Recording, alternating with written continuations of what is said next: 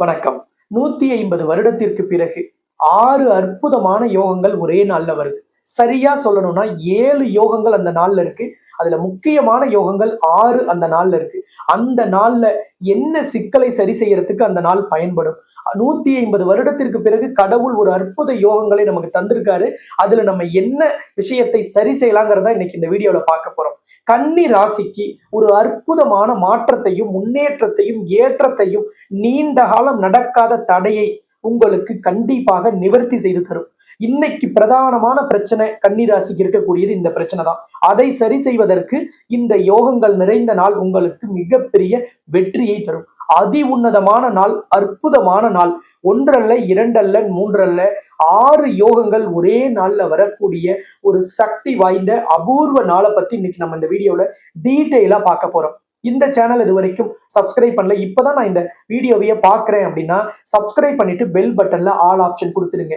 நிறைய ராசி பலன்கள், அற்புதமான யோகங்கள், ஆலயத்தின் சிறப்புகள், ஆலயத்தின் தகவல்கள், ஆலய திருவிழாக்கள் போன்ற எல்லா விதமான தகவல்களுமே இந்த வீடியோல நம்ம பதிவு பண்ணி ஒளிபரப்புறது வழக்கம்.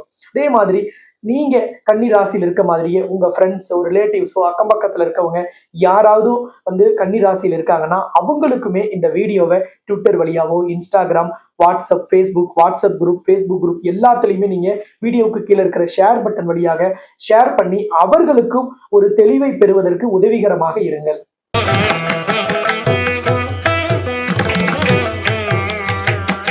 கன்னி ராசியில நீங்க உத்தர நட்சத்திரத்திலேயோ, ஹஸ்த நட்சத்திரத்திலேயோ, சித்திரை நட்சத்திரத்துல எதுல பிறந்திருந்தாலும் இந்த 6 அதி உன்னத அற்புத யோகங்கள் மிகப்பெரிய பலனை உங்களுக்கு அள்ளி அள்ளி தரும்.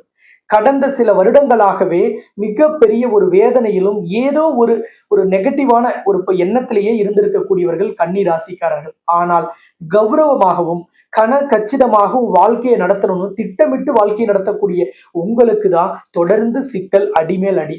கன்னி ராசி அல்லது கன்னி லக்னத்துல பிறந்த உங்களுக்கு பொருளாதார சிக்கல் இருக்கு, திருமணம் அமையல, திருமண வாழ்க்கையில சிக்கல் இருக்கு, அல்லது புதுசா வரன் பார்க்கலான்னு நினைக்கிறோம், அல்லது தொழில் வியாபாரத்துல வளர்ச்சி இல்லை, பணம் எங்கேயாவது போய் சிக்கி இருக்கு, வரா கடனின் அளவு அதிகமா இருக்கு, கடன் கழுத்து நெருக்குது. இது போல எந்த கோரிக்கை இருந்தாலும் இது அனைத்துமே செல்வத்துல தான் வரும். செல்வத்துக்கு அதிபதி யாரு? அஷ்ட ஐஸ்வர்யத்தையும் 16 செல்வத்தையும் தன்னுள் வைத்திருக்கக்கூடிய தாய் மகாலட்சுமி. அப்ப மகாலட்சுமியிடம் உங்கள் சார்பாக இந்த கோரிக்கைகளை விசேஷ பூஜையில வைக்கலாம் அப்படின்னு முடிவு பண்ணியிருக்கேன்.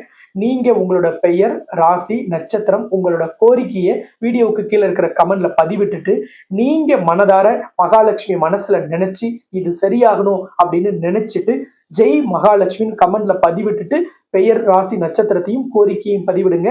உலகின் முதல் அஷ்டலட்சுமி நவகிரக திருக்கோவில்ல நான் உங்க சார்பாக மனதார பிரார்த்தனை செய்து கொள்கிறேன். இந்த யோகங்கள் நிறைந்த நாள் உங்கள் முதன்மையான சிக்கலை வேகமாகவும், விரைவாகவும், உடனடியாகவும் நிவர்த்தி செய்யும். கன்னி ராசிக்கு இருக்கக்கூடிய பிரதான பிரச்சனை, ஏன் 12 ராசிக்காரங்களுக்குமே இருக்கக்கூடிய பிரதான பிரச்சனை, திருமணம் சரியா அமையல, திருமணத்துக்கு வரன் கிடைக்கல, வயது ஏறிட்டே போகுது ஆனா எனக்கு நல்ல வாழ்க்கை துணை அமையல, எனக்கு திருமணம் எப்ப நடக்கும்னே தெரியல, நான் நிறைய பரிகாரங்கள் கூட செஞ்சிட்டோம், நாங்க பவானி போனோம், கொடுமுடி போனோம், திருப்பைஞ்சலி போனோம், காளகஸ்தி போனோம், திருநாகேஸ்வரம் போனோம், ஆனா எங்களுக்கு எந்த விதமான பரிகாரம் செஞ்சும் பலன் கிடைக்கல, வாழை மரத்துக்கு, ஆலமரத்துக்கு, அரச மரத்துக்கெல்லாம் தாலி கட்டணும், வெட்டணும், நாக பிரதிஷ்டை செஞ்சோம், எத்தனையோ பிரார்த்தனைகள் செஞ்சோம், ஆனா இன்னும் வரன் அமையல, ஏன் வரன் பார்க்கிற வீட்டுல போனை கூட எடுத்து ஒரு பதில் சொல்ல, அந்த மாதிரியான நிலைமை தான் இன்னைக்கு இருக்கு. அப்படியும் மீறி ஒரு சிலருக்கு திருமணம் ஏற்பாடாகி மண்டபம் பேசணும், ஜவுளி எடுத்தோம், பத்திரிக்கை அடிச்சோம், ஆனா திருமணம் நின்று போயிடுச்சு, யார் என்ன சொன்னாங்களோ தெரியல அப்படின்னு நீங்க நினைச்சிருக்கலாம். அல்லது பொய்யான தகவல்களை சொல்லி உங்ககிட்ட திருமணத்தை உறுதி பண்ணியிருப்பாங்க. அந்த பொய்யான தகவல்கள் தெரிய வந்ததுனால நீங்க திருமணத்தை நிறுத்த வேண்டிய கட்டாயத்துக்கு ஆளாயிருப்பீங்க. அப்படிப்பட்ட திருமண தடையா இருக்கலாம். அல்லது திருமணமான தம்பதியர் எப்ப பார்த்தாலும் எலியும் பூனையுமா, கீரியும் பாம்புமா சண்டை போட்டுட்டே இருப்பாங்க. ஒருவேளை சாப்பாடு நிம்மதியா சாப்பிடலாம்னா கூட அதுக்கு ஒரு கேப் கிடைக்காது. சாப்பாடு சாப்பிடலான்னு உட்கார்ந்தா சண்டை, தூங்க போனாலும் சண்டை, ஒரு கடைவீதிக்கு போறோம், ஒரு பார்க்குக்கு போறோம், அல்லது ஒரு தியேட்டருக்கு போறோம்னா கூட திரும்பி வரும்போது ஆளுக்கு ஒரு திசை பார்த்துட்டு வருவாங்க. அப்படிப்பட்ட சிக்கல் உள்ள தம்பதியரும் இந்த நாளை பயன்படுத்தினால் உங்கள் இல்லறம் சிறப்பாக இருக்கும். தம்பதியர் இடையே இருக்கக்கூடிய அந்யோன்யம் அதிகரிக்கும். அந்த இன்டிமசி அதிகரிக்கிறதுக்கு இந்த நாள் பலனை தரும். சரி, திருமண உறவு, திருமண சிக்கல், திருமண வாழ்க்கையில் இருக்கிற பிரச்சனை அல்லது விவாகரத்து வழக்கு நீதிமன்றத்தில் இருக்கு. இது எல்லாவற்றையும் சரி செய்யக்கூடிய கிரகங்கள் எது அப்படின்னா 2 கிரகங்கள் தான் திருமணம் சம்பந்தப்பட்ட விஷயங்களை உங்களுக்கு நிவர்த்தி செய்யக்கூடிய கிரகங்கள். ஒன்னு குரு பகவான், இன்னொன்னு சுக்கிரன். குரு தான் சுப நிகழ்ச்சியை நடத்தக்கூடியவர். தங்கத்தை, மஞ்சளை, திருமாங்கல்யத்தை எல்லாம் குறிக்கக்கூடியவர் குரு பகவான். குருவின் பார்வை இருக்கிறதுனாலதான் ஒருவருக்கு சுப நிகழ்ச்சியே நடக்கும். அதே மாதிரி நம்ம குடும்பத்துல ஒருத்தருக்கு திருமணம் செய்யணும் அல்லது வீட்டுல ஒரு சுப நிகழ்ச்சி நடத்தணும்னாலும் குருவின் ஆதரவு வேணும். அதனாலதான் திருமணத்துக்கு வரன் பார்க்கறதுக்கு முன்னாடி முதல்ல ஜாதகத்தை எடுத்து குரு பார்வை வந்துருச்சா, குரு பலன் வந்துருச்சா, வியாழ நோக்கு ஏற்பட்டுச்சான்லாம் நம்ம பார்த்துட்டு வரன் பார்க்கிறோம். அப்படிப்பட்ட குரு ரொம்ப ரொம்ப முக்கியம். அடுத்தது சுக்கிரன். 12 ராசிக்குமே சுக்கிரன் தான் கலத்தரக்காரகன். உங்களுக்கு 2ஆம் இடமான குடும்பஸ்தானத்திற்கு அதிபதியும் சுக்கிரன் தான். யோகஸ்தானமான 9ஆம் இடத்திற்கு அதிபதியும் சுக்கிரன் தான். உங்களுக்கு வாழ்க்கையில திருமணம்ங்கிற அதிர்ஷ்டம் நடக்கணும்னா கலத்தரக்காரகனான சுக்கிரனின் ஆசீர்வாதம் வேணும். திருமணம்ங்கிறதும் கலத்தரக்காரகனும் சுக்கிரனுங்கிறதுனால அதற்கும் உங்களுக்கு சுக்கிரனின் ஆதரவு வேணும். குடும்பம் அமையணும். நீங்க திருமணம் ஆனாதான் நீங்க ஒரு குடும்பமாக அங்கீகரிக்கப்படுவீர்கள். அது வரைக்கும் நீங்க இன்னொரு குடும்பத்துல நீங்க உறுப்பினர். உங்கள் தாய் தந்தையரோட குடும்பத்துல நீங்க அங்கத்தினர், அவ்வளவுதான். அப்ப அந்த குடும்பம் அமையறதுக்கும் சுக்கிரனின் ஆதரவு வேணும். உங்களுக்கு குடும்ப ஸ்தானாதிபதியும் சுக்கிரன் தான். அப்ப இந்த 2 கிரகங்களின் ஆதரவு இருந்துட்டாலே திருமணம் தடையும், திருமண வாழ்க்கையில் இருந்த சிக்கலும் பிரச்சனையும் சரியாயிடும். 7ஆம் இடம் கலத்திர ஸ்தானம். அந்த கலத்திர ஸ்தானத்திற்கு அதிபதி யாரு? குரு பகவான். அவர்தான் உங்களுக்கு கலத்திர ஸ்தானாதிபதி. கலத்திர காரகன் சுக்கிரன். அப்ப இந்த 2 கிரகங்கள் தான் திருமணம் சார்ந்த அனைத்து பிரச்சனையும் சரி செய்யும், திருமணத்தை நடத்தி வைக்கும். சரி, இந்த 6 அதிர்ஷ்ட யோகங்கள் என்னைக்கு அப்படின்னா மே 1ஆம் தேதி தான் இந்த 6 அதி உன்னதமான யோகங்கள் ஒரே நாள்ல வருது. அதுல முதலாவது யோகம் உங்கள் ராசிக்கு 2ஆம் இடமும் 9ஆம் இடமுமான யோகஸ்தானத்திற்கு அதிபதியான சுக்கிரனும், உங்களுக்கு கலத்திர காரகனுமான சுக்கிரனும் உங்களுக்கு 9ஆம் இடமான யோகஸ்தானத்தில் அன்றைய தினம் ஆட்சி பலம் பெற்றிருப்பது முதலாவது யோகம். உங்கள் ராசிக்கு 7ஆம் இடத்திற்கு அதிபதியான குரு பகவான் கலத்திர ஸ்தானாதிபதி, மங்கள வாழ்க்கையை அமைத்து தரக்கூடியவர், திருமாங்கல்ய பாக்கியத்தை தரக்கூடிய குரு உங்களோட ராசிக்கு 10ஆம் இடமான உங்கள் ராசிநாதனின் இன்னொரு வீடான மிதுன ராசியில் இருக்கிறார். கன்னி ராசியோட அதிபதி புதன். அவருக்கு 2 வீடு, ஒன்னு உங்க ராசி கன்னி, இன்னொன்னு மிதுனம். அந்த மிதுனத்தில் குரு அமர்ந்திருக்கிறார். அது 2வது யோகம். அடுத்தது அங்கே அமர்ந்திருக்கும் குரு தன் நட்சத்திரமான புனர்பூச நட்சத்திரத்தில் அமர்ந்து உங்களுக்கு 2ஆம் இடமான குடும்பஸ்தானத்தை பார்க்கிறார். அதுவும் சுக்கிரனின் வீடு, கலத்திர காரகனின் வீடு. அதை குரு பார்க்கிறார். இந்த மே 1ஆம் தேதி அங்கே சந்திரன் இருக்கிறார். அது 4வது யோகம். ஏன்? குருவும் சந்திரனும் தொடர்பு பெற்றால் அதற்கு பெயர் குரு சந்திர யோகம். அடுத்தது குருவும் சந்திரனும் தொடர்பு பெற்றால் கெஜகேசரி யோகமும் ஏற்படுகிறது. அப்ப இது 5வது யோகம். அடுத்தது குரு எப்படி இவ்வளவு வலிமையோடு இருக்கிறாரோ அதே போல சுக்கிரன் ஆட்சி பெற்றிருப்பது எப்படி விசேஷமோ அதை விட இன்னொரு யோகம் அன்றைய தினம் மாளவியா யோகம் ஏற்படுகிறது. எப்படி அப்படின்னு பாத்தீங்கன்னா, இந்த சுக்கிரன் ஆட்சி பெற்று இருந்தாலே அந்த இடம் மிக மிக வலிமையாயிடும். அது உங்களுக்கு யோகஸ்தானம், 2வது கலத்திர காரகன். அப்ப அந்த நாள்ல வரக்கூடிய யோகத்திற்கு பெயர் மாளவியா யோகம். இது பஞ்சமகா புருஷ யோகங்களில் ஒன்று. இந்த பஞ்சமகா புருஷ யோகங்கிறது 5 விதமான யோகங்களை கொண்டது. அதுல ஒரு யோகம் தான் மாளவியா யோகம். அதுவும் அன்றைய தினம் இருக்கிறது. அடுத்தது அன்றைய தினத்துல பரிபூர்ண நேத்திரமும் பரிபூர்ண ஜீவனும் உள்ள நாளாக வருது. பஞ்சாங்கம் பார்க்கக்கூடியவர்களுக்கு இந்த ஜீவன் நேத்திரத்தை பத்தி தெரியும்.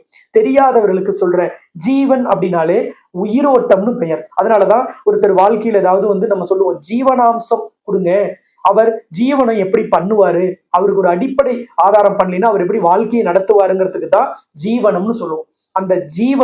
அந்த ஜீவன் நல்லா இருக்கணும்.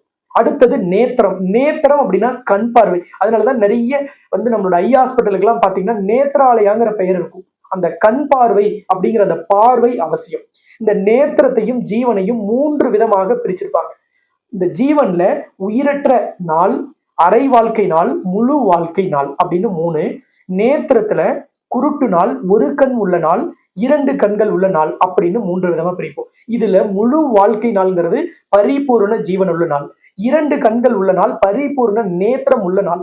அப்ப எந்த ஒரு காரியம் செய்தாலும், எந்த வழிபாடு செய்தாலும் இறைவனின் பார்வை கிடைக்கணும், அந்த வழிபாட்டின் பலன் கிடைப்பதற்கு நமக்கு நேத்திரம் பரிபூர்ணமாக இருக்கணும்.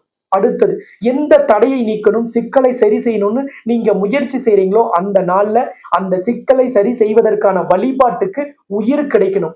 ஒரு இடம் வாங்கினா கூட உயிரோட்டம் இருக்கான்னு பார்ப்போம். ஒரு பொருளை வாங்கினா கூட இந்த பொருள்ல ஒரு பவர் இருக்குன்னு நம்ம சொல்லுவோம். அந்த உயிரோட்டம் இருக்கணும்னா ஜீவன் பரிபூர்ணமா இருக்கும் நாள்ல செய்யணும். கண்ணை மூடிட்டு போய் சில பேர்லாம் சில காரியங்கள் செய்வாங்க. அன்னைக்கு நான் நாளே பார்க்கல, அந்த காரியம் பெரிய வெற்றி அடைஞ்சதுன்னு அவங்களுக்கே தெரியாம அந்த நாள்ல பரிபூர்ண நேத்திரமும் ஜீவனும் இயற்கையாக அமைந்திருக்கும். நாளும் கொளும் சிறப்பாக இருக்கும் நாளில் எதை செய்தாலும் நன்மையில் முடியும்னு நம்ம முன்னோர்கள் சொன்னதுக்கு காரணமே இந்த கிரக அமைப்புகள் தான்.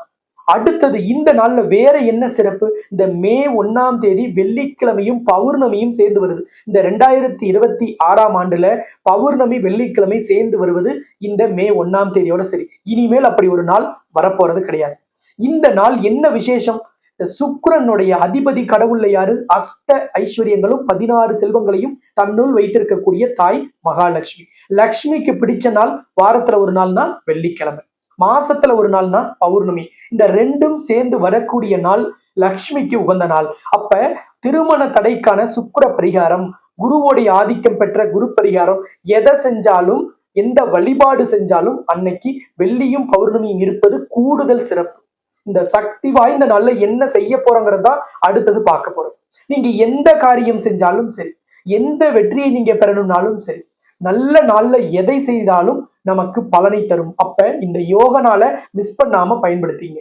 ஏன் மே 1ஆம் தேதி விடுமுறை நாள்ல இந்த யோகம் வருது? நம்மளுடைய பிரார்த்தனையும் நாம் செய்த புண்ணியமும் தான் காரணம்.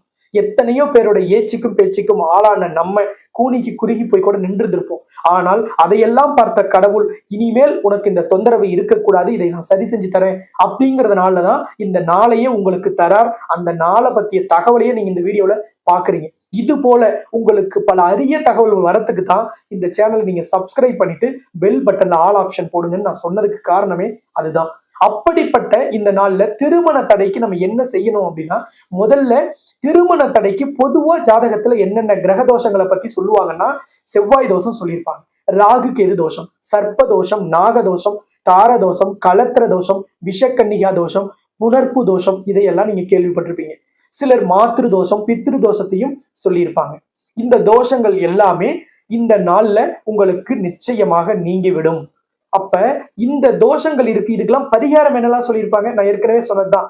கொடுமுடி, பவானி, காளஹஸ்தி, திருநாகேஸ்வரம், திருமணஞ்சேரி, திருப்பைஞ்சிலி, திருக்கடையூர், நாகேஸ்வரம், இந்த மாதிரி பல இடத்துக்கு நீங்க போயிருப்பீங்க. இது எல்லாமே பொது பரிகாரம். சரி, அப்ப இந்த பரிகாரம் எல்லாம் செஞ்சா எனக்கு அப்பவும் திருமணம் நடக்கல, வயசு 40க்கு மேல ஆயிடுச்சு, 47 வயசு முடிஞ்சவர் கூட கடந்த ஹோமத்துல கலந்து கொண்டு அவருக்கு திருமணம் அமைஞ்சு அவர் மகிழ்ச்சியோட இருக்கிறத அன்னைக்கு கூட சந்தோஷமா எனக்கு போன் பண்ணி சொன்னார். அப்படிப்பட்ட ஒரு அற்புதமான நாளை சரியா பயன்படுத்தி திருமண தடைக்கு முன்னோர்கள், யோகிகள், சித்தர்கள், ஞானிகள், ரிஷிகள், மத குருமார்கள், ஆன்றோர்கள், சான்றோர்கள், ஜோதிடர்கள் எல்லாரும் சொல்லக்கூடிய கடைசி பரிகாரத்தை தான் இந்த நாள்ல நான் உங்களுக்கு ரெக்கமெண்ட் பண்ண போறேன். இந்த பரிகாரம் செய்த பிறகு திருமண தடைக்குன்னு எந்த பரிகாரமும் செய்ய வேண்டாம்னு நான் சொல்லிடுவேன்.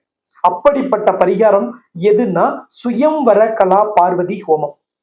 இந்த சுயம்வர கலா பார்வதி ஹோமத்தை முதல்ல யார் செஞ்சாங்கன்னா, அந்த இருக்கிற மாதிரியே கடவுளில் தாய் பார்வதி தேவி தான் இந்த ஹோமத்தை முதலில் பரமேஸ்வரனான சிவபெருமானை திருமணம் செய்து கொள்வதற்காக செஞ்சாங்க. அந்த முறையின்படியும் அவர்கள் பயன்படுத்திய மந்திரத்தை மூல மந்திரமாக கொண்டுதான் இந்த ஹோமம் செய்யப்படுவதால் இது கடைசி ஹோமமாக திருமண தடைக்கும் திருமண வாழ்க்கையில் இருக்க சிக்கலுக்கும் நம்ம சொல்லியிருக்கோம். இந்த ஹோமம் செஞ்ச பிறகு பரிகாரங்கள் எதுவும் தேவைப்படாது. ஏன்னா நல்ல வரன், விரும்பிய வரன் வந்துடும். நீங்க என்ன வயசுல இருந்தாலும், எந்த தடையா இருந்தாலும், திருமணம் நின்று போயிருந்தாலும் கண்டிப்பாக கவலைப்படாதீங்க. உங்களுக்கு நல்ல வாழ்க்கை துணை கண்டிப்பாக விரைவாக அமைவதற்கு இந்த ஹோமம் பலனை தரும். சரி, இந்த ஹோமத்தை எங்க செய்யலாம்? மகாலட்சுமி தான் களத்திரக்காரகன் சொல்லிட்டோம். அப்ப களத்திரக்காரகனின் ஆலயத்தில் இந்த ஹோமம் செய்வதுதான் 100% பலனை தரும்.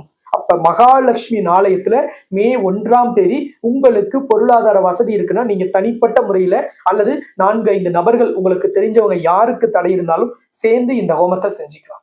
அப்படி முடியலைங்க, பொருளாதாரத்துல வசதி இல்லை, எங்க ஊர்ல லக்ஷ்மி ஆலயம் இல்ல அல்லது எங்களால ஏற்பாடு செய்ய முடியலனா கவலையே படாதீங்க. கடவுள் எப்பொழுதுமே ஒரு நாளையும் கொடுத்து அதற்கான தீர்வையும் கொடுத்துருவார், அதற்கான வழியையும் காண்பிப்பார். உலகின் முதல் அஷ்டலட்சுமி நவக்கிரக திருக்கோவில்ல இந்த ஹோமத்திற்கு அன்றைய தினம் ஏற்பாடு செய்யப்பட்டிருக்கு.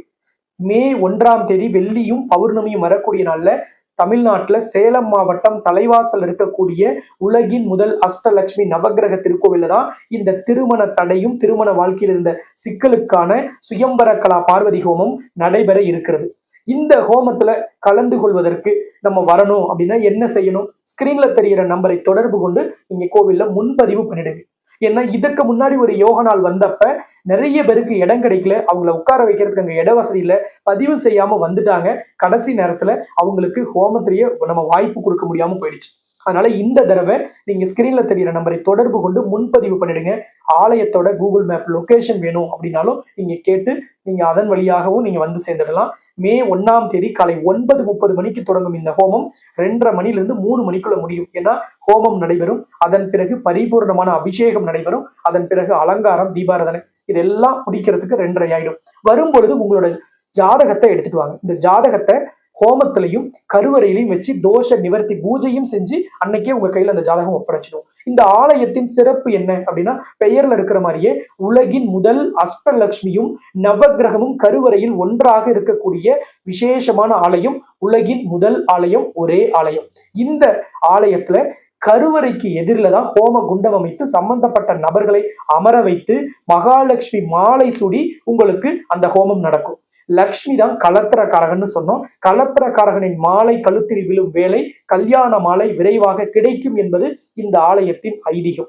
கருவறையில் இருக்கக்கூடிய அஷ்டலட்சுமியும் நவக்கிரகமும் உங்களையும் ஹோம குண்டத்தையும் பார்ப்பதால் உங்களுக்கான தோஷங்கள் நிவர்த்தியாகும். உங்க ஜாதகத்துல குரு ராகு சேர்க்கை, குரு கேது சேர்க்கை, செவ்வாய் இருக்கிறது, ராகு கேது இருக்கிறது, சனிச்சந்திரன் சேர்க்கை இருக்கிறது, சூரியன் சுக்கிரன் சேர்க்கை இருக்கிறது, இந்த மாதிரியான கிரக அமைப்புகள் தான் தோஷத்தை தருது. அப்ப நவ கிரகங்கள் தான் நமக்கு தோஷத்தை தரும். அந்த நவ கிரகங்களே இந்த ஹோமத்தை பார்க்கும் பொழுதும் உங்களை பார்க்கும் பொழுதும் சாந்தம் அடைவதால் நவ கிரகங்களின் தோஷங்கள் நிவர்த்தியாகி நவ கிரகங்கள் நல்லாசியும் உங்களுக்கு கிடைக்கும்.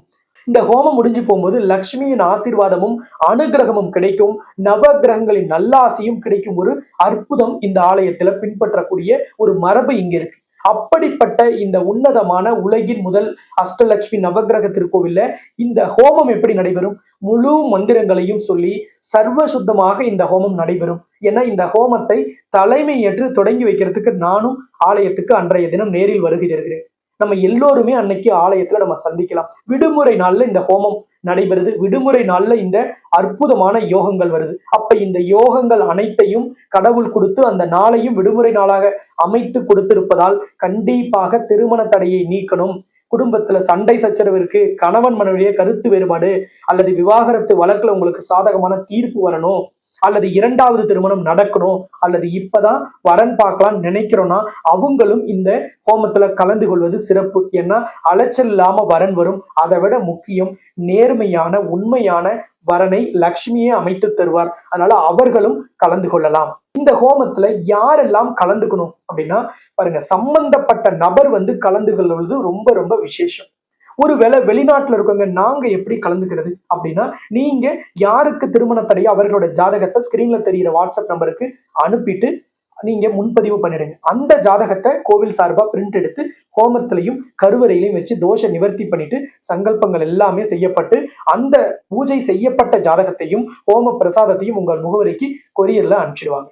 அடுத்தது, என்னுடைய பையன் வெளிநாட்டுல இருக்காங்க, இல்ல பொண்ணு வெளிநாட்டுல இருக்காங்க, நாங்க என்ன செய்யறது அப்படின்னா, நீங்க அவர்கள் ஜாதகத்தை எடுத்துக்கிட்டு பெற்றவர்களோ அல்லது நண்பர்களோ உறவுக்காரங்களோ யாராவது ஒருத்தர் யாருக்கு திருமண தடையோ அந்த ஜாதகத்தை எடுத்துட்டு கலந்துக்கலாம். ஆனால் நேரில் கலந்து கொள்வதுதான் விசேஷம். அதை தான் நான் பர்சனலி ரெக்கமெண்ட் பண்றேன். ஆனா வெளிநாட்டுல இருக்கிறவங்களுக்கு வேற வழி இல்லைங்கிறதுனாலையும் அல்லது வெளிநாட்டுல வேலை செய்யக்கூடியவங்களுக்கு வேற வழி இல்லைங்கிறதுனாலதான் இந்த ஆப்ஷனை கொடுக்குறோம். ஸோ இந்த முறைப்படி இந்த ஹோமத்துல நீங்க கலந்து கொள்ளலாம்.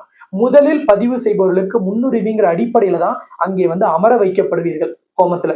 அப்ப யாருக்கும் எந்த இன்ஃப்ளூயன்ஸுமே இங்க இருக்காது. கடவுளின் முன்னிலையில் அனைவரும் சமம்ங்கிற அந்த ஒரு முக்கியமான ரூலை இங்க நாங்க ஃபாலோ பண்ணுவோம். நீங்க அதனால முதல்ல பதிவு பண்ணீங்கன்னா உங்களை முதல்ல கூப்பிடுவோம். கடைசியா பதிவு பண்றீங்களா, நீங்க பின் வரிசையில உட்காரலாம். முன் வரிசையில உட்கார இடம் கிடைக்கலன்னு நாளைக்கு யாரும் வருத்தப்படக்கூடாது, அதுல எந்த சங்கடமும் வரக்கூடாதுங்கிறதுனாலதான் இந்த வழிமுறையை நம்ம ஃபாலோ பண்றோம். இப்பவே ஸ்கிரீன்ல தெரியுற நம்பரை தொடர்பு கொண்டு நீங்க முன்பதிவு பண்ணிடுங்க. இந்த நாளை இப்பொழுதே திட்டமிட்டுக் கொள்ளுங்கள். கடவுள் கொடுத்த வாய்ப்பு. நிறைய பேர் என்கிட்ட சொல்றது, என் பிள்ளைங்க வரமாட்டாங்க, நிறைய ஏற்கனவே ஹோமம் செஞ்சு பரிகாரம் செஞ்சு விரக்தியில் இருக்காங்கன்னா இதுதான் கடைசி பரிகாரம்னு சொல்லுங்க. அப்படியாவது அவங்களை கூட்டிட்டு வந்து நீங்க ஹோமத்துல உட்கார வச்சிருங்க. ஆவர்த்தியங்கள் சொல்றதோ, மந்திரங்கள் சொல்வதோ, தோஷ நிவர்த்தி செய்யறது எல்லாத்தையும் நாங்க பார்த்துக்குவோம். திருமண யோகத்தை அவர்களுக்கு உருவாக்கிதான் அவர்களை அங்கிருந்து நாங்க அனுப்பி வைப்போம். கலத்திரக்காரகனோட மாலை நமக்கு கிடைக்கிறதே பாக்கியம், புண்ணியம். அது கிடைக்கிறதே விசேஷம். அதை சரியா பயன்படுத்தி கொள்ளுங்கள். நாம் எல்லோருமே மே 1ஆம் தேதி வெள்ளிக்கிழமை காலை 9:30 மணிக்கு ஆலயத்தில் சந்திக்கலாம் என்று கூறி உங்களிடமிருந்து விடைபெறும் நான் ஜோதிட ரத்னா, ஜோதிட கலாநிதி, ஜோதிட செம்மல், மகாலட்சுமி உபாசகர், ஸ்ரீலஸ்ரீ டாக்டர் ராம் பரிமளம் ஆச்சாரிய குருஜி. நன்றி, வணக்கம்.